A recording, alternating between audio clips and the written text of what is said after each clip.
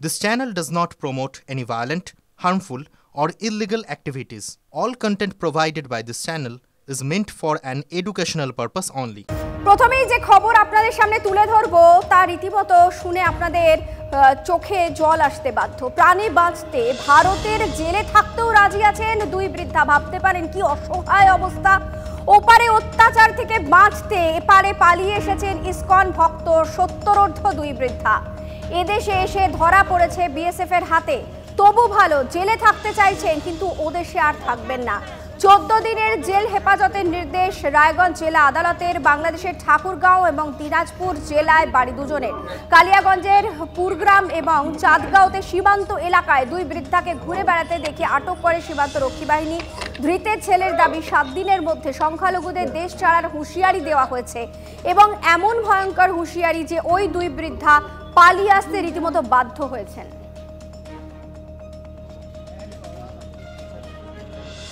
বাংলাদেশে কি মারধর করছে? হ্যাঁ, অত্যাচার করে থাকিবার কি হয় নাই, বেটি কিনে না আছে। ভারতে কোন দিক দিয়ে আসলেন? ভারতে আছে ওইতে আদিকে বুদ্ধিয়া। সত্য কথা বা কাঁটাতার পার হয়ে আসছেন। বাড়ি ঘরে আগুন টাগুন দিচ্ছে। বাড়ি ঘরও ভাঙি দিছে, মারধর করছে। কি বলছে ওরা? কি চাচ্ছে? কি চাচ্ছে? হেন্দুক দেখি পাচ্ছে না। ইসকনের ভক্ত। আমি চাচ্ছি আমার মা এই পৃথিবীতে যতদিন আছে আর কয়েকদিন বাঁচবেন। আমার মার বিশেষ আর সময় নেই। আর মা এটাই বলতেছে বারবার যে আমি যেন আর আমি যেন যদি গুলি খাই তথাপি যেন বাংলাদেশের আর অত্যাচার আমাকে চোখে না দেখতে হয়, না শুনতে হয়। আমাকে যেন যেন বাংলাদেশে আমি আর যেতে হয়। আমাকে এইখানেই রাখো, যে কোনোভাবেই হোক, না হলে আমাকে গুলি করে মেরে দাও। 14 দিন পরে ওদের 14 দিনের জন্য জেল হেফাজত দিয়েছে। এই মহিলাগুলো কোথা দিয়ে এসেছিল কিছু জানা গেছে? কিছু বলেছে? সেটা কালিয়াগঞ্জ লাগোয়া বর্ডার ঘেঁষেই এসছে। বিদেশ সচিবের পর এবার বিদেশ মন্ত্রী সংসদে দাঁড়িয়ে বাংলাদেশকে কড়া বার্তা দিলেন বিদেশ মন্ত্রী। তিনি কি বার্তা দিলেন একবার জানার চেষ্টা করব। আমাদের সঙ্গে রয়েছেন আমাদের পলিটিক্যাল ব্যুরো চিফ রাজা চট্টোপাধ্যায়ের থেকে। জানবো তার থেকে, তার আগে শোনাবো কি বলছেন তিনি। With regard to the treatment of minorities in Bangladesh, it has been a source of concern. There have been multiple incidents of attacks on them. We have drawn our concern to their attention. Recently, Foreign Secretary visited Dhaka. This subject came up during his meeting. And it is our expectation that in its own interest, Bangladesh would take measures so that its minorities are safe. রাজার সঙ্গে কথা বলবো। রাজা, বিদেশ সচিব কিছুদিন আগেই ঘুরে আসার পর আমরা দেখেছিলাম যে বাংলাদেশ সরকারের সুর একটু খুব সামান্য হলেও নরম। আজ সংসদে দাঁড়িয়ে বিবৃতি দিলেন এস জয়শঙ্কর। এরপর কি পরিস্থিতি আরেকটু বদলাবে বলে তোমার মনে হয়? দেখো, জয়শঙ্করের বিবৃতিতে সব থেকে ইন্টারেস্টিং জায়গা সেটা হচ্ছে অবশ্যই যে আমরা বাংলাদেশের উন্নয়নেও সাহায্য করছি, অন্যান্য প্রতিবেশী রাষ্ট্রের উন্নয়নে যেমন সাহায্য করছি সেটা আমরা করতে চাই। আমরা তাদের সঙ্গে নিয়েই চলতে চাই। দ্বিপাক্ষিক সম্পর্ক যেন নষ্ট না হয় সেটা আমরা চাইছি। কিন্তু তার মানে এই নয় যে সংখ্যালঘুদের উপর যদি অত্যাচার হয় সেটা আমরা মেনে নেব। অর্থাৎ পুরো পরিষ্কার করে দিয়েছেন সব থেকে ইন ইটস ওন ইন্টারেস্ট এই শব্দবন্ধটা ব্যবহার করেছেন এস জয়শঙ্কর। তিনি বলেছেন শুধু ভারতের জন্য নয়, বাংলাদেশ তার নিজের স্বার্থে। এই যে একজন ভারতের বিদেশমন্ত্রী বলছেন যে বাংলাদেশ তার নিজের স্বার্থে সংখ্যালঘুদের উপর নির্যাতন বন্ধ করবে, আশা করি এই সিস্টেমটা কিন্তু যথেষ্ট হাই ভোল্টেজ। এই পার্টটুকু যথেষ্ট হাই ভোল্টেজ, অর্থাৎ কোথাও এখানে খুব বিনয়ের সঙ্গে একটা হুঁশিয়ারি সুর আছে। এটুকুই আপাতত বলা। ধন্যবাদ রাজা। কথা বলছিলাম আমাদের পলিটিক্যাল ব্যুরো চিফ রাজা চট্টোপাধ্যায়ের সঙ্গে। আপনাদের আরো একবার জানিয়ে রাখতে চাইবো, সংসদে দাঁড়িয়ে বাংলাদেশকে এবার কড়া বার্তা দিলেন বিদেশ মন্ত্রী। সংখ্যালঘুদের সঙ্গে যা ঘটেছে তা অত্যন্ত উদ্বেগের। সংখ্যালঘুদের উপর একাধিক হামলার ঘটনা সামনে এসেছে, মন্তব্য বিদেশ মন্ত্রী এস জয়শঙ্করের। ভারতের উদ্বেগের কথা বাংলাদেশকে জানানো হয়েছে। নিজেদের স্বার্থেই বাংলাদেশ সংখ্যালঘুদের ওপর অত্যাচার আটকাবে বলেও আশা প্রকাশ করেন তিনি।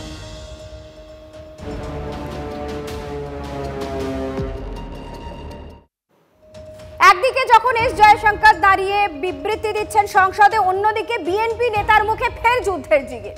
প্রত্যেক বাংলাদেশি নাগরিককে সামরিক প্রশিক্ষণ দিয়ে যুদ্ধের জন্য প্রস্তুত করা হবে। ছাত্রদের হাতে রাইফেল তুলে দেওয়া হবে। বৃহস্পতিবার ঢাকার এক সভায় এমনই মন্তব্য করতে শোনা গেল বিএনপি নেতা হাফিজ উদ্দিন আহমেদকে। যুদ্ধ যদি তারা শুরু করে, এই যুদ্ধ আবার তাদের দেশে গিয়েই শেষ হবে। আমরা প্রত্যেকটি বাংলাদেশি নাগরিককে সামরিক ট্রেনিং দিয়ে প্রস্তুত করব যুদ্ধের জন্য। প্রত্যেকটি ছাত্র যেন রাইফেল চালাতে জানে, সামান্য field craft basic military training তাদেরকে আমরা দেব, যাতে করে কেউ আমাদের দিকে কোনো রক্ত চক্ষু দিয়ে দৃষ্টিপাত করতে না পারে।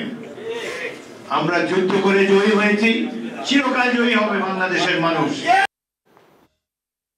আদৌ কোনো সামরিক বিভাগ আছে বাংলাদেশের? কোনদিন বাংলাদেশ যুদ্ধ করেছে? চুরি করে ভারতবর্ষে ঢুকে খায়, চুরিকার জিনিস নিয়ে খেয়ে বেঁচে থাকে। তো তার ভিখারিরা অনেক বড় বড় কথা বলে, কিন্তু ফুটপাতেই শুতে হয় ওদেরকে। বাংলাদেশের অবস্থা খুবই খারাপ।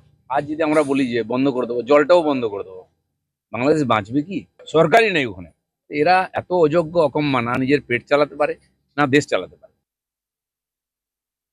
ভারত যদি না থাকতো বাংলাদেশ তৈরি হতো না। ভারত বাংলাদেশ আজকে যে বড় বড় কথা যারাই বলছে, অস্তিত্বটাই হচ্ছে আমাদের ভারতের জন্য। ভারতের মানুষ, ভারতের সরকার যদি পাশে না থাকতো, পাক সেনারা ওদের শেষ করে দিত। পুরোটাই ভারতবর্ষ করেছে। এই গ্র্যাটিটিউড নেই তাদের, এটাই আমাদের অত্যন্ত আফসোস। MT vessel sounds much. ভারতের শক্তি সম্বন্ধে কোনো আইডিয়া আছে?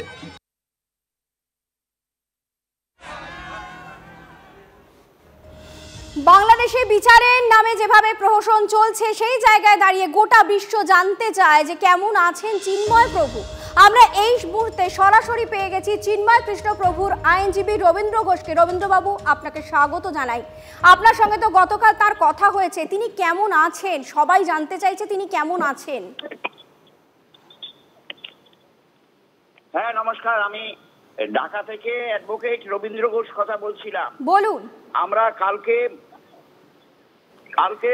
প্রভুর সঙ্গে দেখা করেছি, চিন্ময় প্রভু। হ্যাঁ, উনার স্বাস্থ্যটা প্রায় ভেঙে গেছে।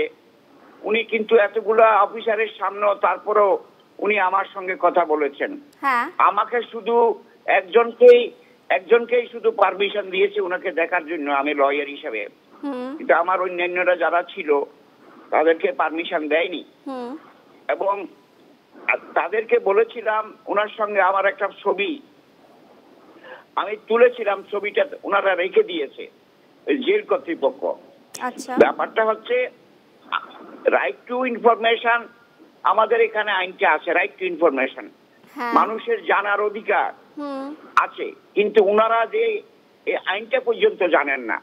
এই যে কর্তৃপক্ষ যারা এই জেলখানায় আছে, জেল কয়েদিকে কিভাবে ট্রিট করবে, কার সঙ্গে কিভাবে কথা বলবে, এই আইনটা পর্যন্ত জানেন না। যার ফলে আমাকে অনেক কষ্ট পেতে হলো ওনার সঙ্গে দেখা করে কথাগুলো বলতে। তবে ওনার শরীরটা ভেঙে পড়েছে। উনি শুধু আমাদেরকে বলেছেন, দাদা আমার জন্য শুধু চিন্তা করলে হবে না, আরো 2 জন সন্ন্যাসীকে অ্যারেস্ট করেছে, ওনাকে ওই খাদ্য দিতে যাইয়া বা ওনাকে ওষুধ, ওনার যে মেডিসিন গুলো দিতে যাইয়া ওখানে ওরা 2 জনকেও অ্যারেস্ট করে রেখে দিয়েছে। কিন্তু এখনো পর্যন্ত ওনাদের জন্য উনি খুবই ব্যথিত। বলে যে ঠিক আছে আমারটা করেন, ঠিক আছে, কিন্তু আরো 2 জন যে জেলখানায় আছে তাদের জন্য একটু চেষ্টা করেন, আমাকে বলেছে। আর উনি যখন আমার সঙ্গে কথা বলছিলেন, উনি কান্না বিজড়িত কণ্ঠে, ওনার চোখে আমি জল দেখেছি। ওই চোখে জল দেখে আমার চোখে জল এসে গেল। আমি কিছু বাকরুদ্ধ হয়ে গেলাম যে উনার প্রতি কেমন আচরণ করছে। জিজ্ঞাসা করলে উনি বলছেন আমার সঙ্গে এখানে ভালো আচরণ করছে, কারণ অফিসাররা সামনে দাঁড়িয়ে আছে, ওনারা ওখান থেকে সরবেন না। কি বলে উনি কি বলে সেগুলো আবার রেকর্ড করছে। সমস্যা হচ্ছে আমি মানবাধিকার কর্মী শুধু নয়, আমি একজন সুপ্রিম কোর্টের আইনজীবী। আমার অধিকার আছে মানুষকে জিজ্ঞাসা করার। উনি এগুলা টেপ করছে, আমার সঙ্গে কি কথা বলছে না বলছে এগুলো আবার টেপ করছে ডেপুটি জেইলার।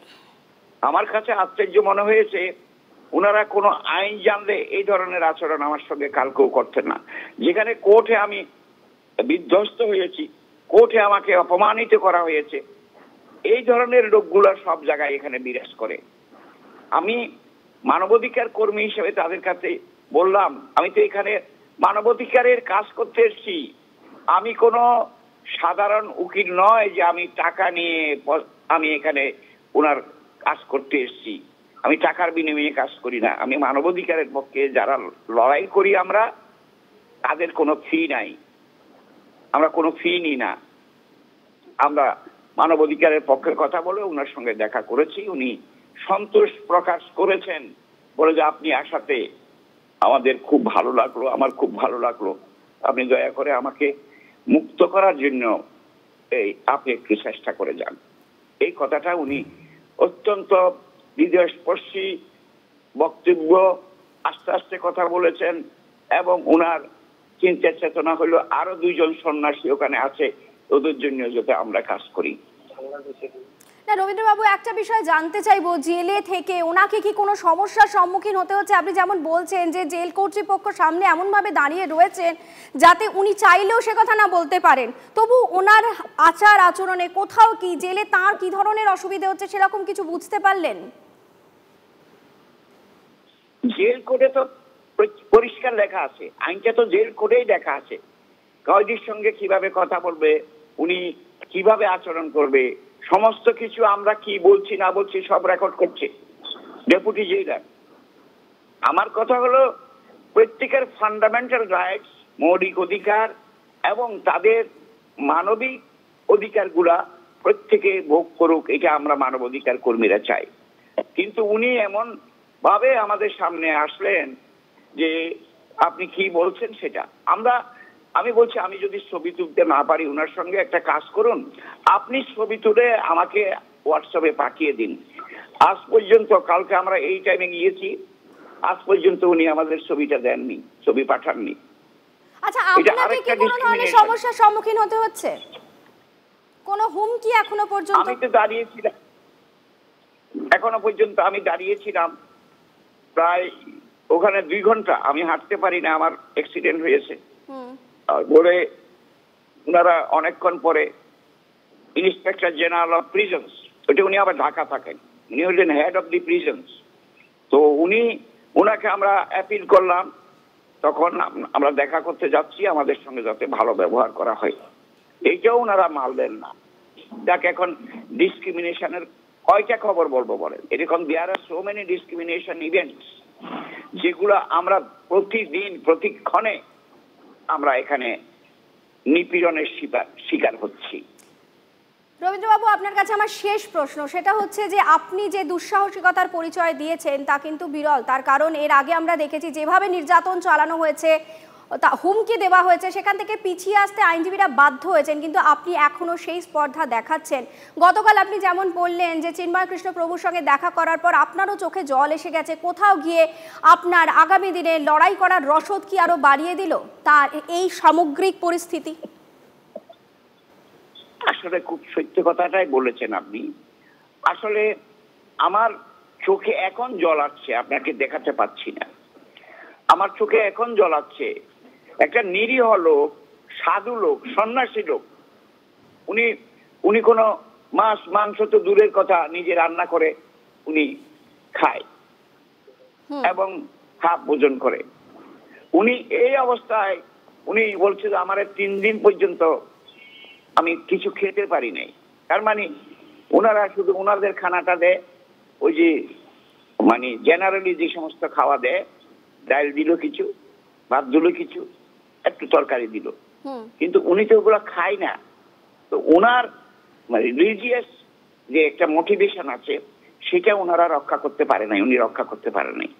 উনি আমাকে সামনে তো কথাগুলো বলা যাচ্ছে না, ওনারা দাঁড়িয়ে থাকে, তো বলছে যে আপনাকে আর কিছু বললাম না, আমার জন্য নয়, শুধু আমার 2টা সন্ন্যাসী ওনারাও অ্যারেস্টে এই জেলখানায় আছে, তাদের জন্য একটু চেষ্টা করুন। খুব বিনীতভাবে আমার কথাটা বললেন। আইনগত দিক থেকে আপনার পরবর্তী পদক্ষেপ রবীন্দ্রবাবু? আমার পরবর্তী পদক্ষেপ হবে, আমি মামলাটা ওই কোর্টে রাখবো না, আমি হাইকোর্টে নিয়ে আসবো মামলাটা, কারণ ওইখানে মামলা করা যাবে না।